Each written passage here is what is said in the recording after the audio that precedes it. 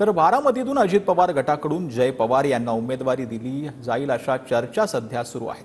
पण तिथल्या अजित पवार गटाच्या स्थानिक कार्यकर्त्यांना यावर काय वाटतं पाहूया।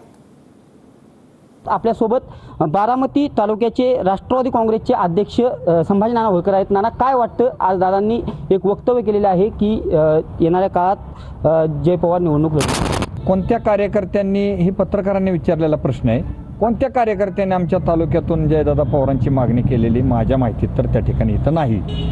पहिला विषय असा आहे। त्याच्यानंतर आता तुम्ही सांगितलं की दादा बोलले, की दादा सहज बोलले की मी पण 7-8 वेळा त्या ठिकाणी तिथं विधानसभेचं प्रतिनिधित्व बारामतीमधून केलेलं आहे आणि जर कार्यकर्त्याची मागणी असेल तर त्या पद्धतीने निर्णय घेऊ म्हटले आणि त्यामुळे दादा जो निर्णय घेतात तो सगळ्यांना तिथं मान्य असतो। हो का? दादा काय बोलले असतील ते भावनेच्या भरात, इलेक्शन होतं त्या भावनेच्या भरात दादा बोलले असतील। दादांनी ती स्टेटमेंट बारामतीकर आम्ही म्हणून ती मागं घेण्यासाठी आम्ही त्यांना विनंती करू आणि निश्चितपणाने दादा उद्याच्या विधानसभेच्या निवडणुकीमध्ये निश्चितपणाने दादा आम्हाला खऱ्या अर्थाने उमेदवारी ती स्वीकार करून ती इथं उमेदवार निश्चित उभा म्हणजे ती स्वतः राहतील।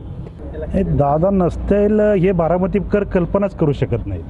हा तर एक पहिला प्रश्न आहे। दादा विकास आणि दादांनी संपूर्ण विकासाचं राजकारण केलं, कधी जातीपातीचं राजकारण केलं नाही। आमच्या अध्यक्षांनी सांगितल्याप्रमाणे दादांची तालुक्याला गरज आहे, जिल्ह्याला गरज आहे, राज्याला आवश्यकता आहे।